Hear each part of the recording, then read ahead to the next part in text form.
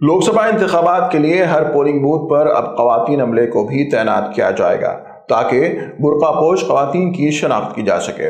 Hyderabad district election officer اور greater Hyderabad municipal corporation commissioner D Ronald Rose نے وضاحت کی کہ الیکشن کمیشن آف انڈیا کی جانب سے انتخابات کے لیے جاری کردہ معیاری آپریٹنگ طریقہ کار کے طور پر اس عمل کو بھی شامل کیا گیا ہے۔ انہوں نے اس بات کی مزید وضاحت کرتے ہوئے کہا کہ اگر کسی برقع پوش خاتون کو پولنگ اسٹیشن پر تعینات مرد اہلکاروں کو اپنی شناخت ظاہر کرنے سے اعتراض ہو تو وہ خواتین عملے کے ذریعے اپنی شناخت کی تصدیق کرا سکتی ہے۔